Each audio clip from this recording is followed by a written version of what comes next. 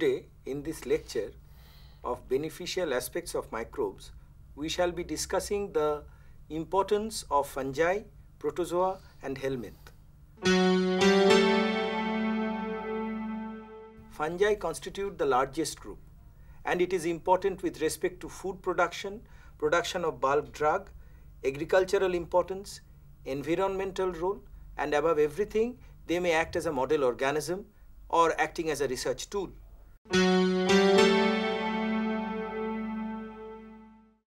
Fungi is most important for its fermentation activity, and as you know, yeast is producing the bakery products. Different types of bread is being produced, and the texture is because of the carbon dioxide liberated due to fermentation.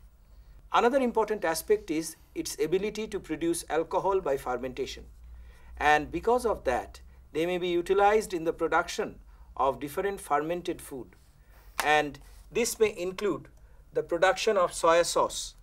Soya sauce normally involves the soybean and the wheat as the starting product, which is fermented utilizing lactobacillus and yeast, and ultimately the fermented product is pasteurized and is used as food with both carbohydrate and protein. Similarly, another product is tempeh. Tempeh production is by a fungus called Rhizopus. Tempeh is actually a soybean product fermented by Rhizopus, and because of this fermentation, the toxic effect of phytanic acid is not there. You know, phytanic acid is present in soybean, so in spite of the fact that soybean being so nutritious, it may cause damage to human body with respect to the neural system. The next important product is the enzymes produced and also the mushrooms, which are higher fungi, which can be utilized as a protein-rich food. There may be different types of mushrooms grown in culture. They may include the button mushroom or agaricus, the oyster mushroom or pleurotus, and Volvariella, which is also called the paddy straw mushroom, and the Calocybe, which is the milk white mushroom. Apart from that, there may be other mushrooms like Morchella, which cannot be grown in culture. Sir, why Morchella and Porcine cannot be cultured artificially? You see, these mushrooms grow in the root of higher plants, having a unique mycorrhizal association. So, they are getting that nutrient factor from the plant root directly, which you cannot give when they are grown in artificial culture. Okay? So, they cannot be grown there. Now, sometimes these mushrooms can also produce some toxic compounds like psilocybin. This psilocybin is produced from psilocybe, and the psilocybin is having some psychedelic effect. So, it can be used in the production of drugs also. Now, coming to enzymes, mushrooms, because they grow in carbohydrate enriched substrate, they produce different types of enzymes. These enzymes may be the cellulose splitting enzyme, that is the exocellulose, endocellulose or cellobiase. All these enzymes will ultimately convert the tough cellulose into simple sugar. So, it is very important that you will get sugar from normal low cost substrate enriched with cellulose. Now, coming to the next important aspect is the cheese production. Directly, cheese is not the product of fungi, but Penicillium roqueforti or Penicillium camemberti can be used for flavoring the cheese. Similarly, there is a particular fungi, Trichoderma pseudoconiji, which is grown in a relatively poor substrate, and that particular substrate can be converted to important protein. So, we can say that fungi can be a definite source of single cell protein, and it also includes the yeast.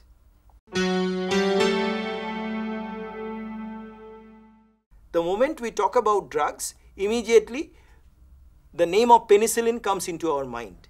So, penicillin production from Penicillium chrysogenum is very important, and you can see here penicillin structure having the beta-lactam ring, which is at the center of the penicillin molecule. Later on, when the fungi was developed to produce penicillin, it was found out that penicillin is not active over different bacteria. So some other molecules like ampicillin or amoxicillin were derived, and this group of compounds are called semi-synthetic penicillin. So these are antibacterial compounds. At the same time, there may be antifungal compounds. But as I told you, the most important aspect is the development of resistance that we see in bacteria capable of producing beta-lactamase enzyme. And you can see here the beta-lactamase enzyme is breaking the beta-lactam ring, and thereby penicillin is converted to penicilloic acid, which is inactive. So thereby the bacteria will not be sensitive to penicillin action. We must talk about the unique antibiotic produced by Fusarium, which is fusidic acid.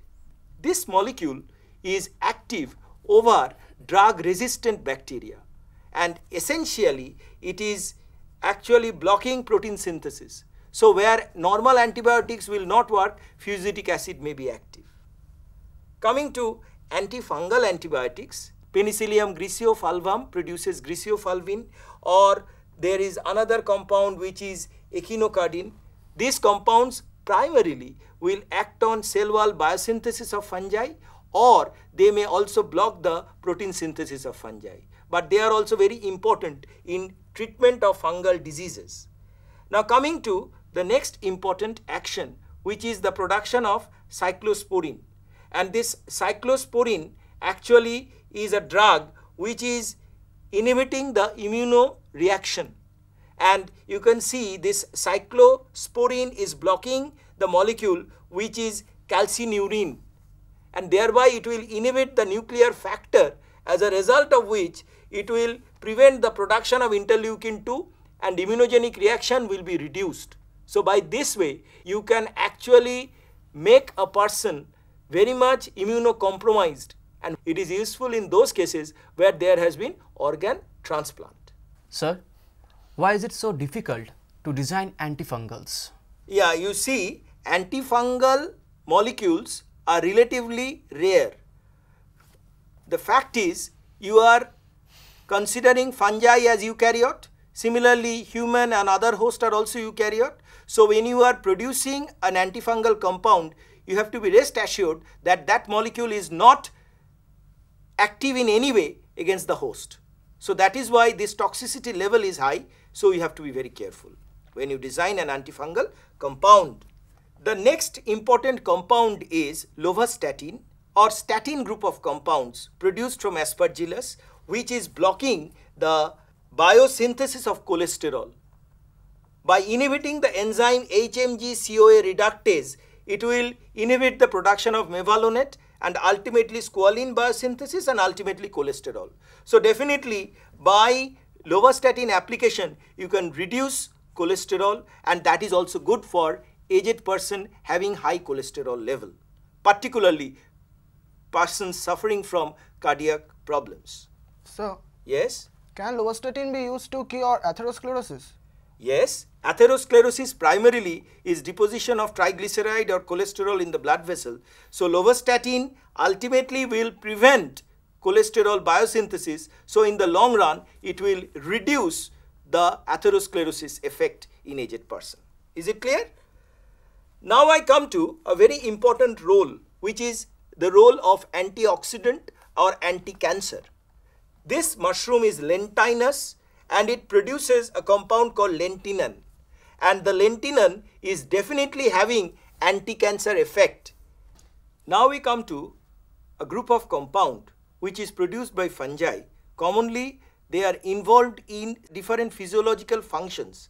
Like here you can see this is an infected rye plant infected with Claviceps purpurea, and the disease is called ergot of rye. And this ergot structure is actually like a boomerang, which is basically a rhizomorph replacing the ovary. And when you cut a transverse section, what you can see inside there will be ascus and ascospore, and definitely that indicates that this is a reproductive structure of the ergot fungus. But what is important, this ergot fungus produces a set of alkaloids commonly called ergotamine, ergotoxin, etc., which is causing contraction of the uterine smooth muscle, and as a result of which there may be abortion. So different active principles produced from ergot have medicinal importance in human body. Now coming to the next major aspect, which is the production of certain drugs which are not common drugs, but they are actually called scheduled drugs. One of them is lysergic acid. This lysergic acid is actually acting as lysergic acid dithylamide, which is LSD, having toxic implications in human body. And this lysergic acid is also produced by claviceps. So not necessarily we are producing beneficial drugs, but we are also producing some narcotics from fungi.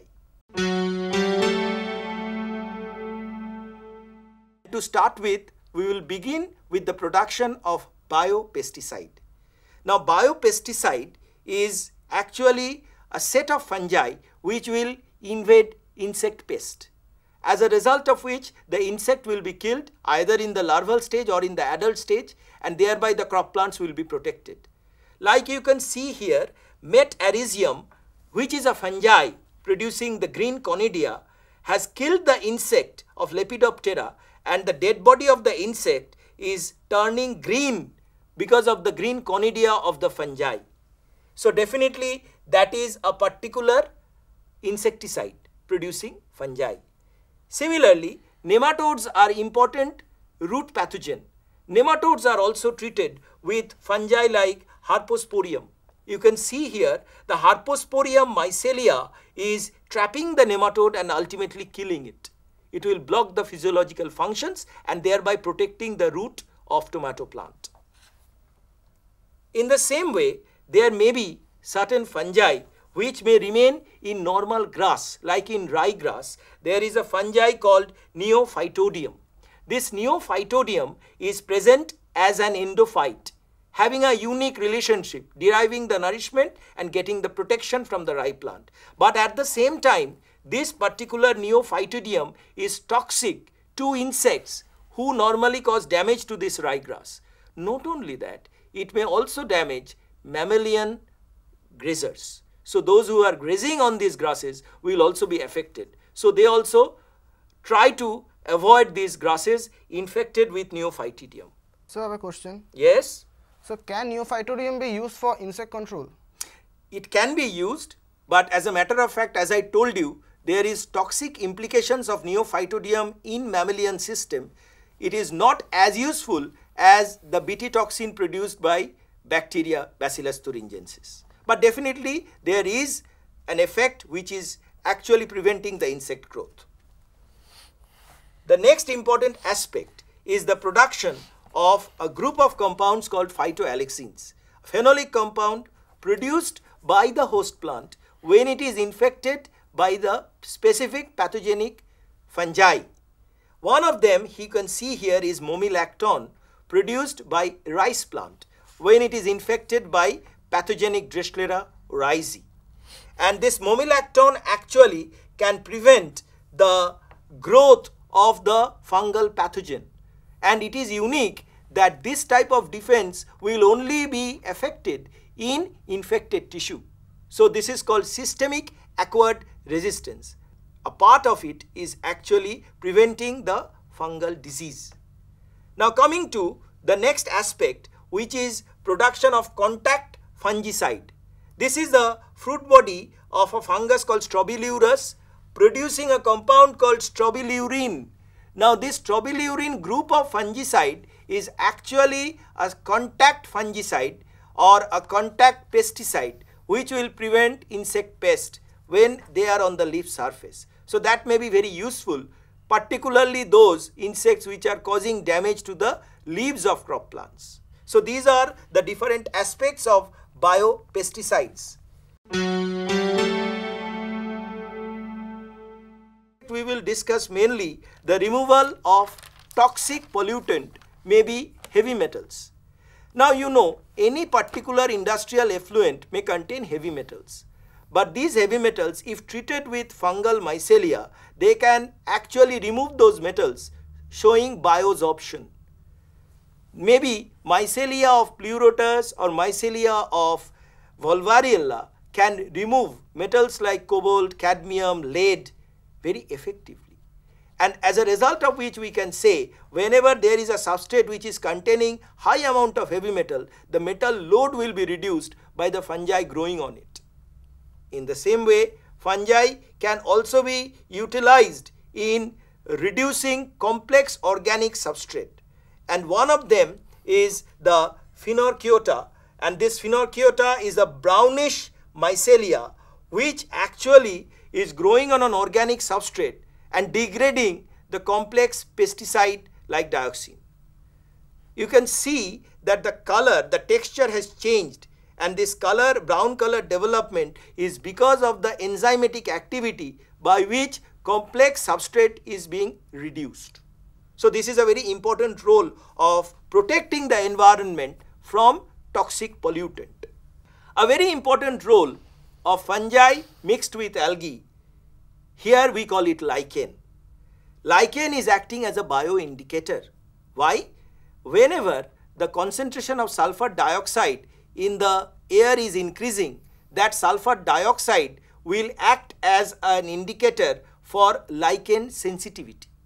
So heavy sulfur dioxide in the atmosphere will not allow the lichen to grow. You can see here this lichen having the mycobiont and the phycobiont, where the phycobiont is definitely the algal component, will not be able to photosynthesize in presence of sulfur dioxide. So they cannot grow there.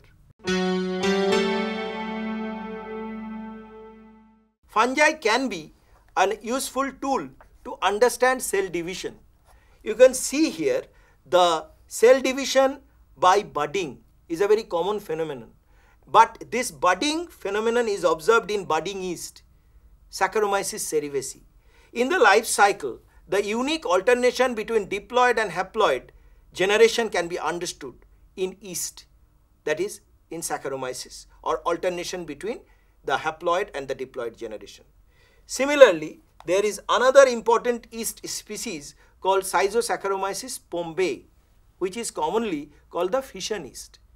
But this particular yeast also will show a unique alternation between diploid and haploid stages. So in one word, it can be said that yeast can be an ideal tool to understand the cell cycle. Fungi can be a very useful tool to understand biochemical pathway. The famous pathway of one gene, one enzyme theory was discovered in a fungi by Biddle and Totham, and the fungi was Neurospora crassa. And they actually showed that the production of arginine, that is the arginine biosynthetic pathway, through several other intermediate amino acid like ornithine, citrulline, is actually brought about by specific enzymes. So one enzyme, if it is switched off, then that particular biosynthesis will be stopped. So this entire pathway was denoted in the fungi Neurospora crassa. You should know that a vector is responsible for the transfer of gene. But in case of yeast, there are some vectors which are called integrated vectors. And these integrated vectors are also called artificial vectors because they have the ability to combine with the desired gene, large size gene, and can express in multiple organisms. So definitely that is an important biotechnological application of yeast vectors. In comparison to fungi, protozoa has got less economic importance. They are only useful as a model organism, they may be useful in pollution control, they may also act as a mineral source. To start with, they are a very important model organism. Why?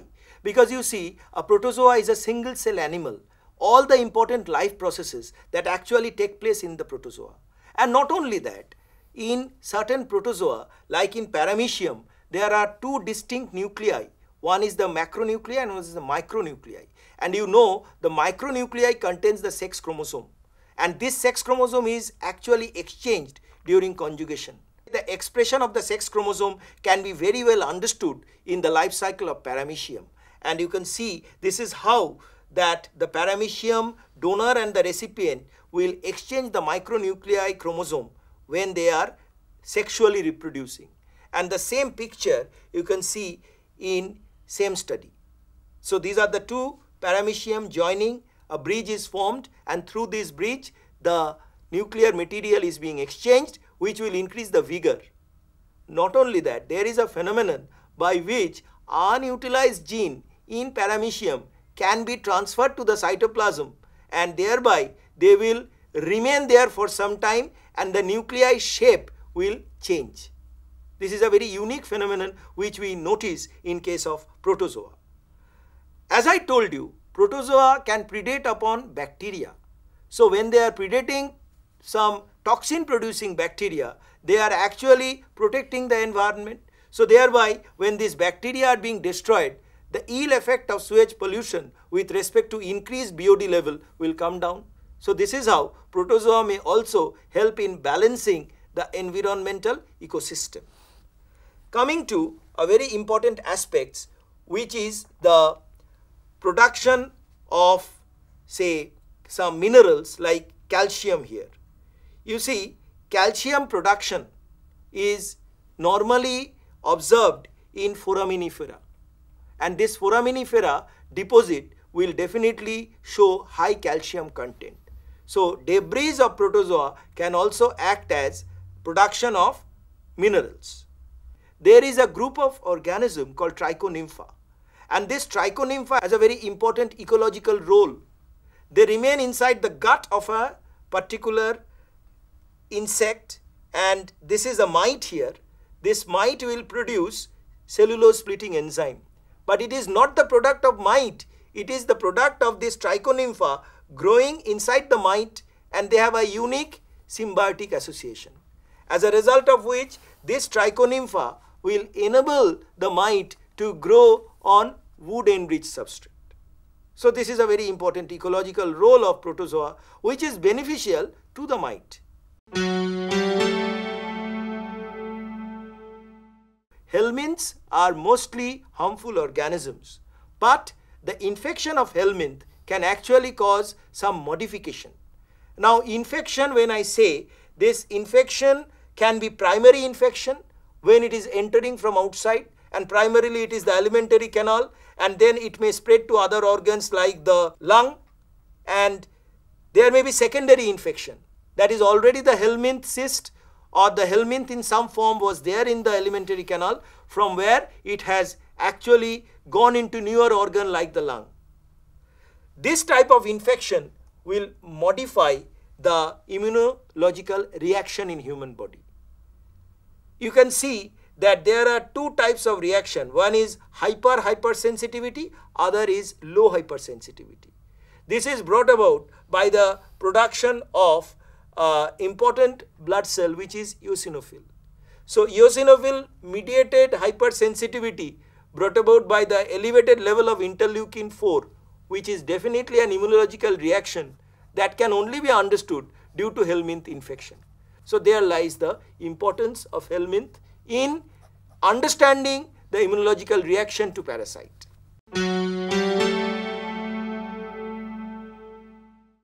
So we come to the end of this lecture.